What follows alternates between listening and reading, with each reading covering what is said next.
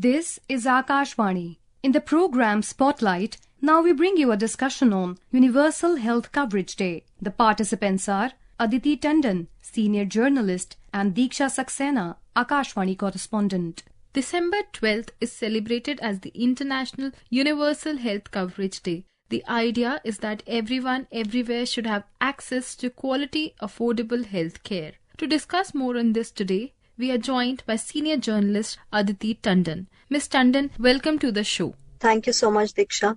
Ms. Tandon, could you explain us what exactly is the idea behind celebrating this day and how this is ensuring affordable health care across the globe?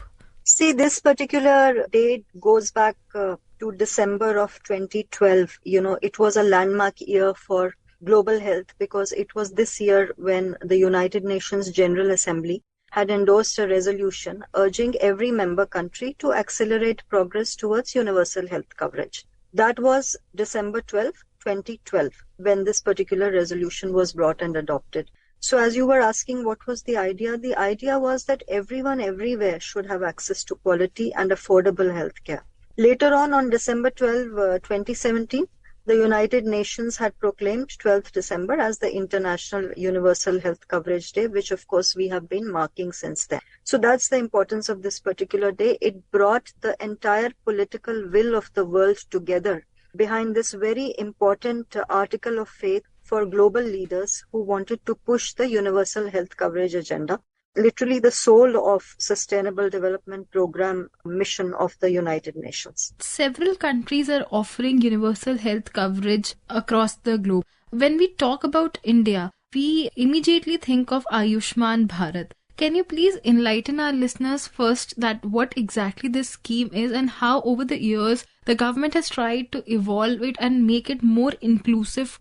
Aayushman Bharat Pradhan Mantri Jan Arogya Yojana, which of course is the world's largest health insurance scheme. It basically what it does is that it provides annual hospitalization cover of rupees 5 lakh, which is a huge amount, to poor and vulnerable families. As we know, Deeksha, this particular scheme was launched in 2018 and the objective was to push universal health coverage in India because till that time the concept of UHC, as we all know, was very nascent. So this scheme came as a whiff of fresh air because the government decided that it already had a document called the Socio-Economic Caste Census, which had enumerated the poor and vulnerable families of the country. There are 10 crore families in that census, and 10 crore families roughly translates into 50 crore people. So when it was launched, Pradhan Mantri Jan Arogya Yojana covered all these 50 crore people, 10 crore families. So per family, the decision was that you will give 5 lakh annual cover as we discussed earlier.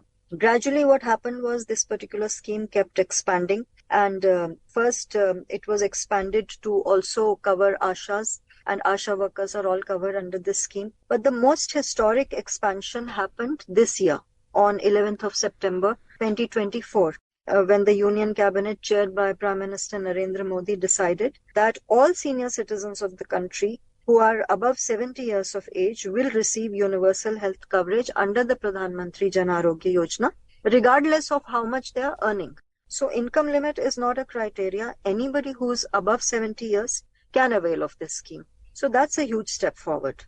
Aditi, Deeksha? You also spoke about the affordable healthcare for all the senior citizens. Here I would like to draw your attention to the government's focus towards traditional medicines. In your opinion, what more needs to be done? See, traditional medicine is something which is really a matter of personal choice right now.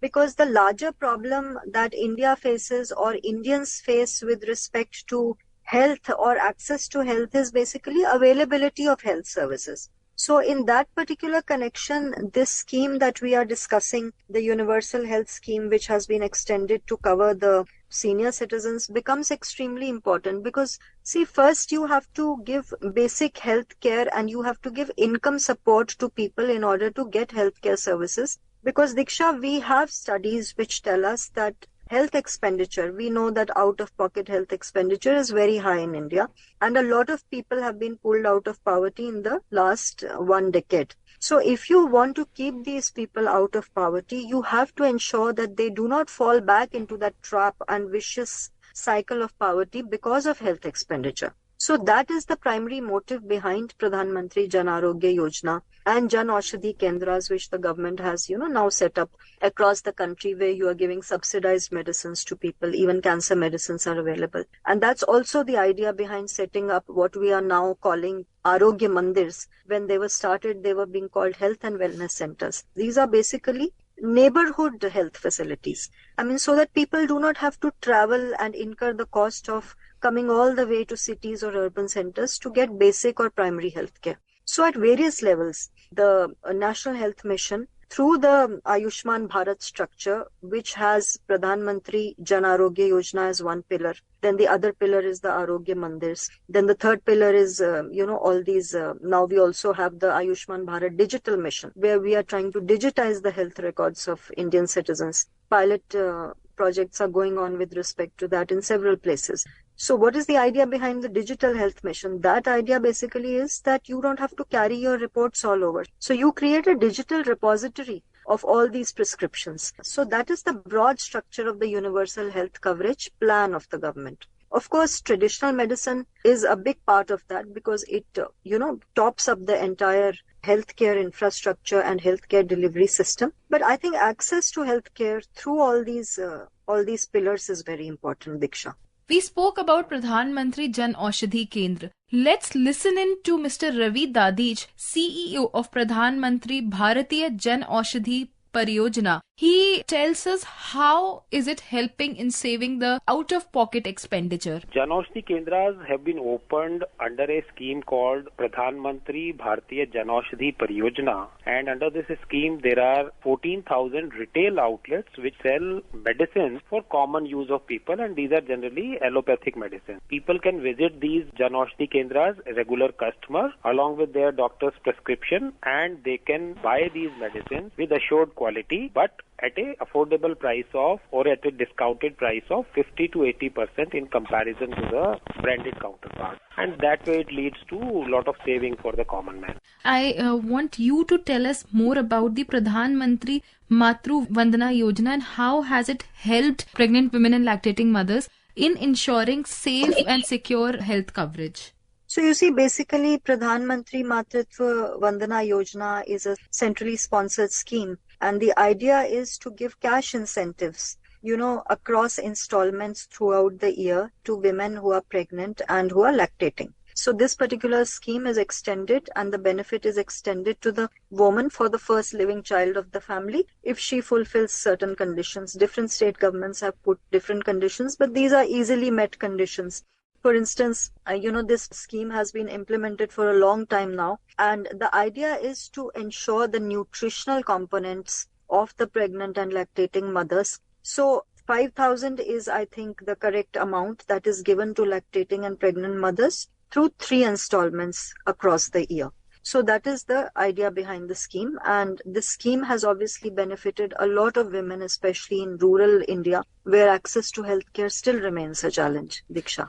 Aditi, we spoke about lactating mothers and pregnant women. Now I would like to draw your attention towards the infants and children. And all of us are aware that the government has a scheme called Mission Indradhanush, immunization scheme. So I think the government is trying to tap the population at every age. So what kind of benefits is the Mission Indradhanush reaping to the population? Mission Indradhanush, as we know, the main objective of this mission is to ensure high coverage of children and pregnant women with all the available vaccines throughout the country.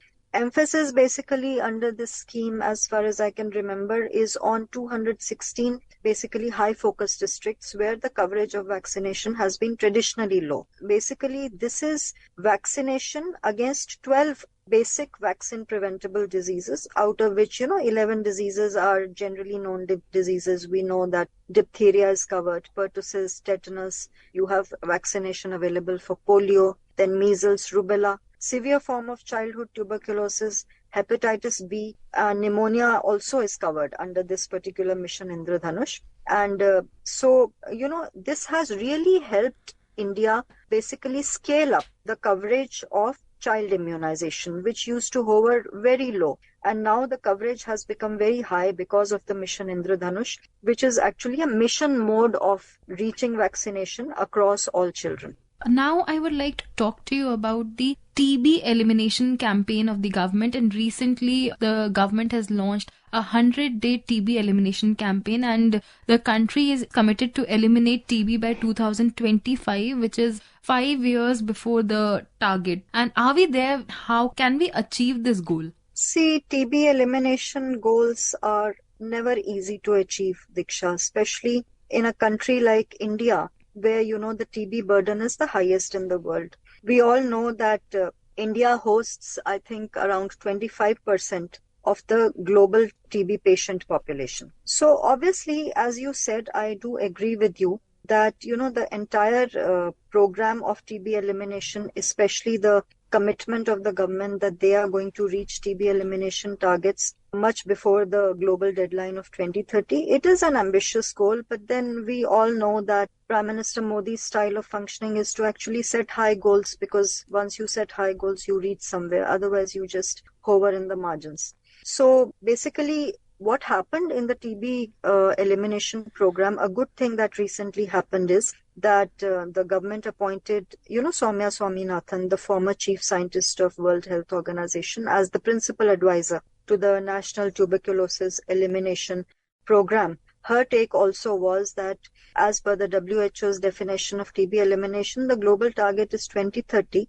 And she did say that if you look at the burden of TB in India and the tools that India currently has, see, we don't have a good TB vaccine today. We are only now scaling up rapid molecular diagnostics. We all know that treatments for tuberculosis are very long. Socioeconomic issues also impact the outcomes. There is an issue of stigma. So our challenges are also huge.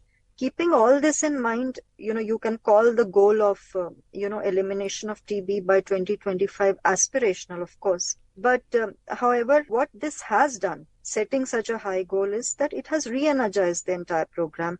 It has brought more resources to the program. It has aligned innovators towards a particular direction. So there has been, for instance, compared to where we were in 2015, if you ask, I remember from my memory, a reduction in both TB deaths as well as a small reduction in incidence, or what we call the burden of TB. There are still variations between states, like some states have a long way to go, have to cover a lot. But overall, we are in the right direction, and obviously we are going to reach somewhere. One major question which arises is, what are the challenges that we are facing in achieving the goal of universal health coverage, and how can we overcome them?